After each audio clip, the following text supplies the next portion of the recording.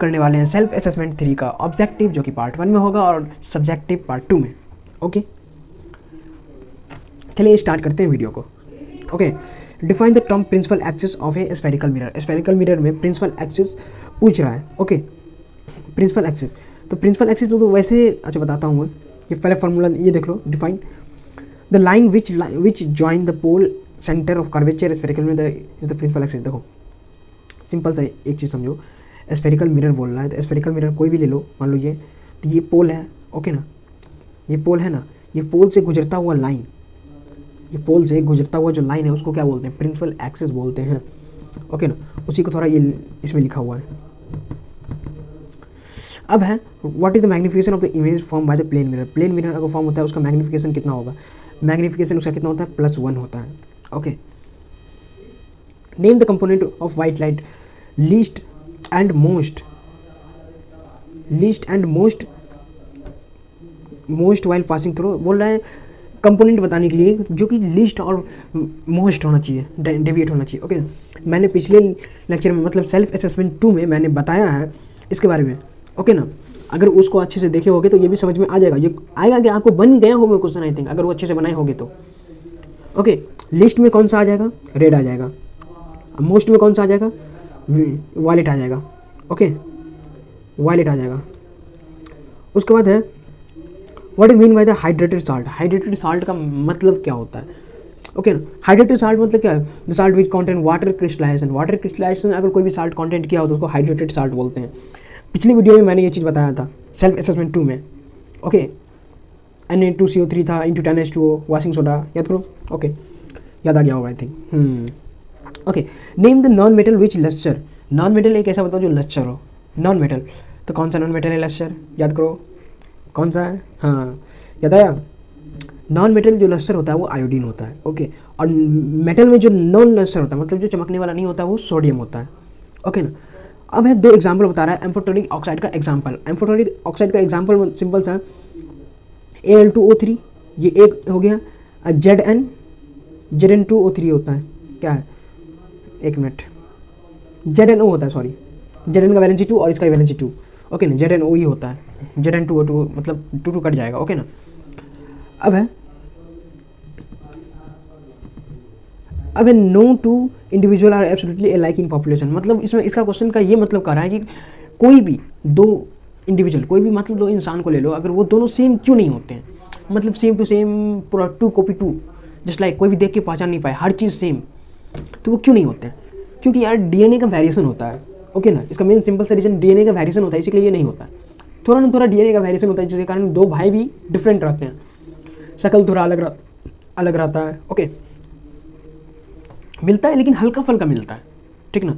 यहाँ पे क्या बोल रहा है? इंडिविजुअल मतलब पूरा अलाइक, मतलब पूरा सेम होना चाहिए, ये बहुत कम केस में होते हैं। ओके ना, what happen to the resistance of a conductor when its area of cross section is increase. अगर area of cross section increase करेंगे तो क्या होगा?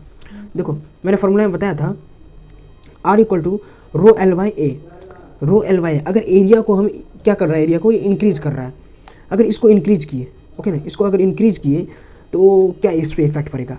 देखो अगर इसको इंक्रीज किए तो ये ज़्यादा नंबर से डिवाइड होगा, ये नंबर अगर ज़्यादा डिवाइड से नंबर होगा तो ये कम नंबर आएगा, मतलब ये क्या होगा? डिक्रीज होगा। वैसे भी देखो इन्वर्सिव प्रोपोर्शन है, अगर इन्वर्सली प्रोपोर्शन कोई रहता है तो एक को बढ़ाओ तो दूसरा डिक्रीज होगा, दूसरा इंक्रीज होगा तो पहला क्या होगा? डिक्रीज होगा, सिंपल सी बात है। ओके, चलो आगे।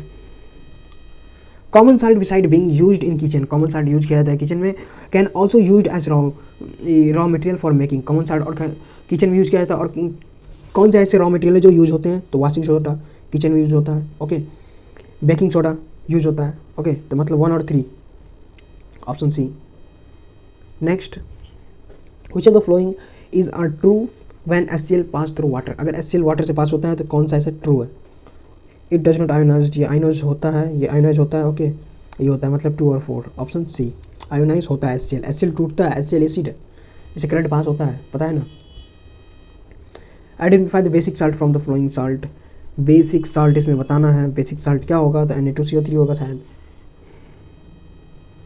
ओके, Na2CO3 बेसिक साल्ट है। अब है in torch, search light and head light of vehicle the bulb is place. Bulb कहाँ प्लेस किया जाता है? टॉर्च में ओके, सर्च लाइट में, हेडलाइट ऑफ व्हीकल में कहाँ सर्च किया जाता है, इंसर्ट किया जाता है, तो very near to the focus of the reflector यहाँ, ओके ना, ध्यान से। In which of the following the image of an object place infinity and highly diminished. Okay, इसमें ये करा है जब इमेज अगर इन्फिनिटी पे होगा तो हाईली डिमिनिश्ड पॉइंट साइज होता है, ये किस में होता है, ठीक ना, तो ये सब में होता है, डी में, मतलब कन्वेक्स में, कनकेव लेंस में, कनकेव में, सब में ये चीज़ कन्फर्म है, ओके ना।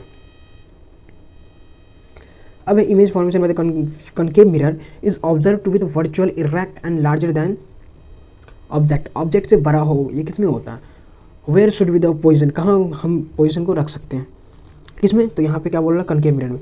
कनकेव मिरर में एक ही केस है, ये मान लो फोकस है, तो फोकस और ये पोल के इस दोनों के बीच में रखा जाता है, इस दोनों के बीच में, तो ही इमेज इस तरफ बनता है, इरेक्ट बनता है। एक ही ऐसा केस है जो कि ये गारंटी पूछता है, और इसे अच्छे से पढ़ लो, okay.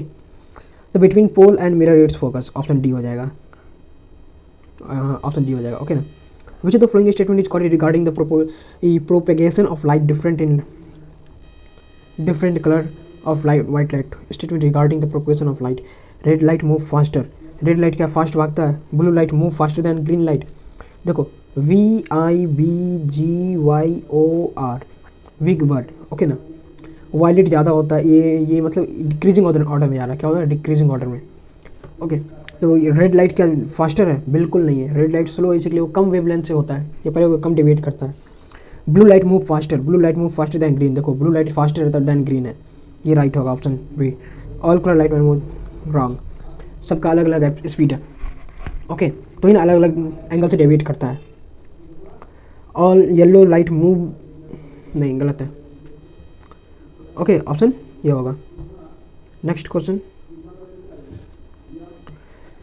2 resistant 2 ohm 4 ohm when connect in battery will be, अगर 2 ओम 4 ओम अगर कनेक्ट किया जाए बैटरी से, the same current flowing through them when connect in parallel, अगर पैरेलल में कनेक्ट करेंगे तो सेम करंट पास होगा, ये तो बिल्कुल नहीं होगा, okay. Same current flowing through the, ये होगा, okay. 13 question number, which of the following correctly describe the magnetic field near a long straight wire, long straight wire में कौन सा ये होगा, तो कॉन्सेंट्रिक सर्किल बनाता है, जैसे कि ये है लॉन्ग स्ट्रेट, मान लो ऊपर सीधे निकला के पेज के बीचों बीच तार अंदर से करो, ओके, ये मैग्नेटिक फील्ड ऐसे कॉन्सेंट्रिक बनता है, ठीक ना।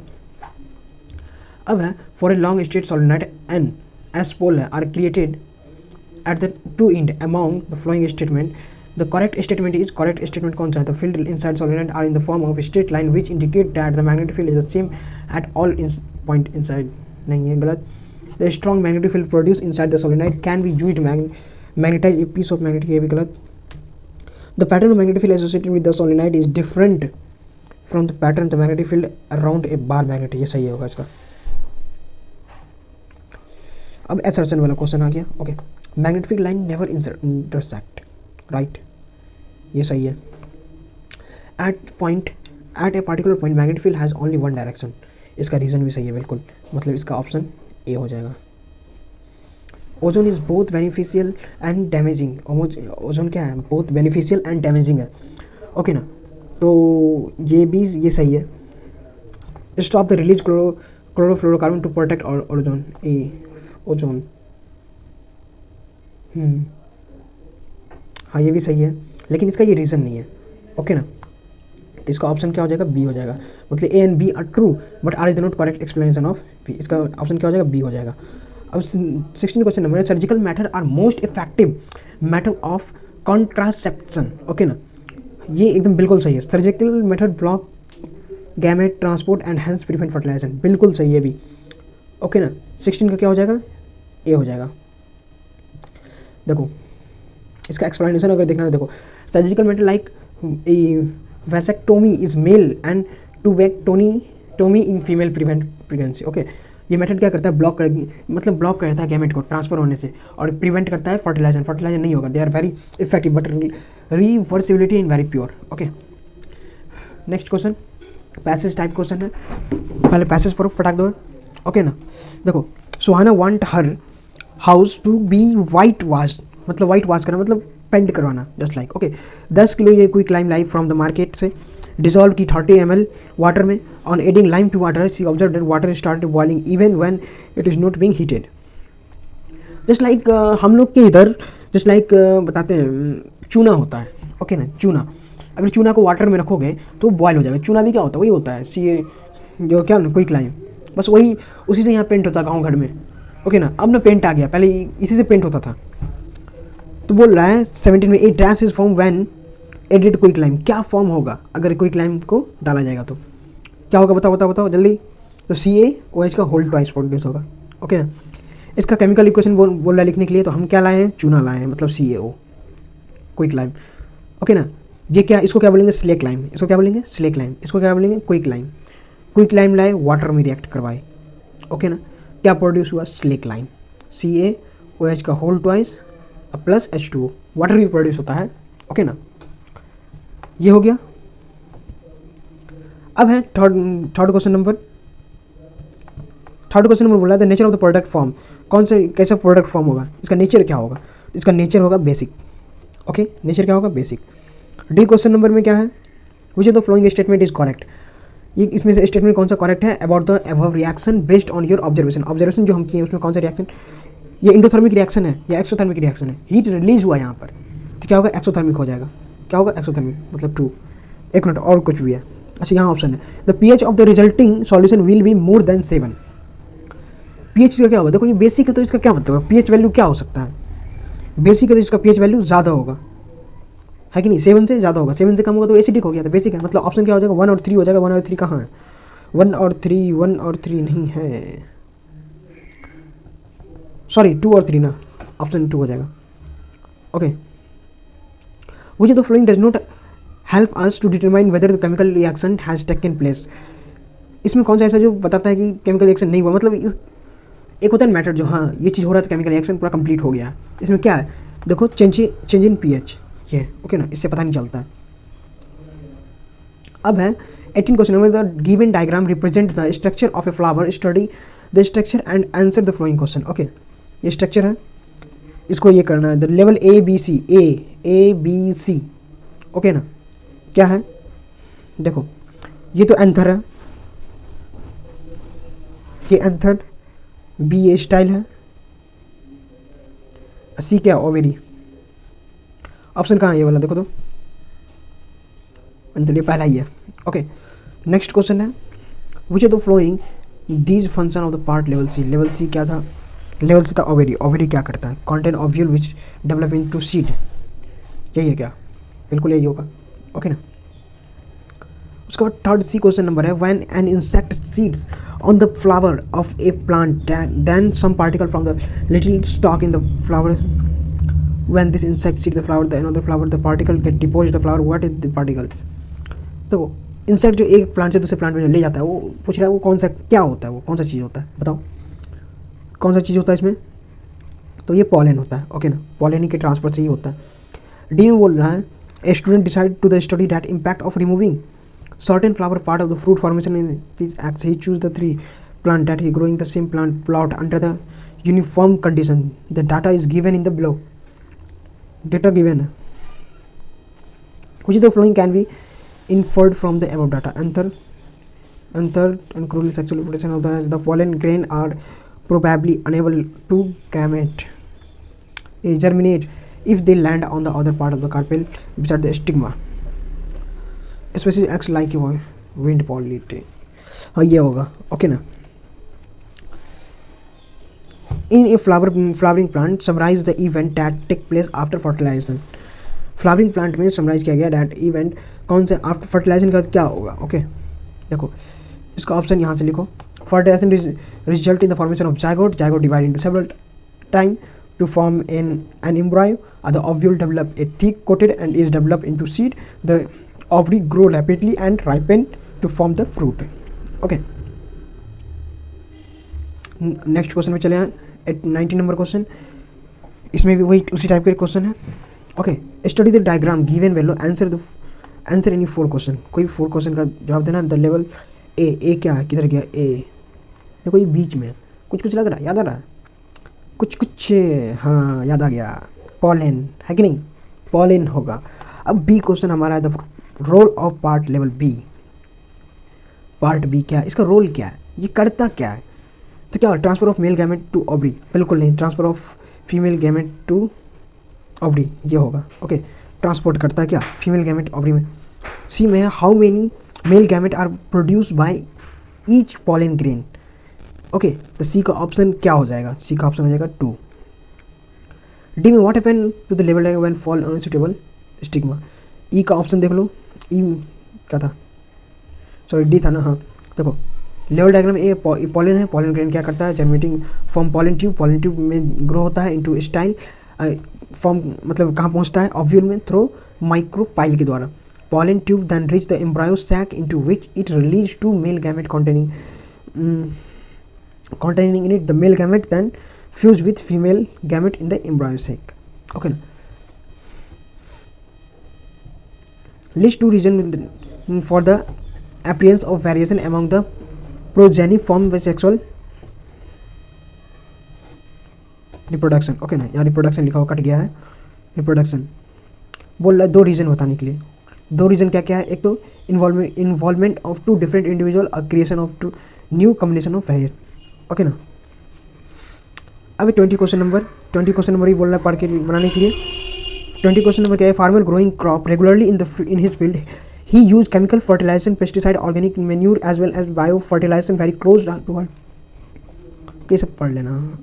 ए considerable increase in plant in the lake of knowledge after the farming activity intensified the most likely reason for this could be, क्या होगा इसमें, chemical fertilisation leach into lake of the field, इसका option A हो जाएगा। Okay, B में consider the following food chain बताना है इसमें, which of the following organic likely जो minimum amount of pesticide minimum कौन पेस्टिसाइड कौन यूज़ करता है, तो एक्वाट प्लांट। ओके ना, will the level of the magnification be different at different level of the ecosystem, yes, इसका option होगा yes।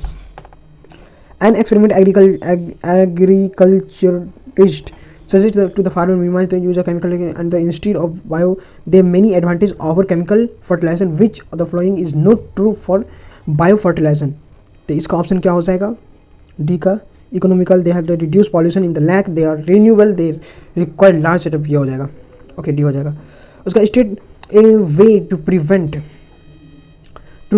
Accumulation of the harmful chemical in our body, इसका reason क्या होगा, क्या हो जाएगा, मिनिमाइज़ करो किसको, केमिकल को मिनिमाइज़ करो, यूज़ केमिकल को कम यूज़ करो केमिकल को, तो इससे कुछ नहीं होगा, मतलब इससे हमारा बॉडी को नुकसान नहीं होगा और बहुत ऐसी चीज़ें हैं जिससे हम बच सकते हैं, बहुत ऐसी बीमारी है जिससे हम बच सकते हैं। ओके, चलिए इस लेक्चर में इतना ही और पढ़ते रहिए।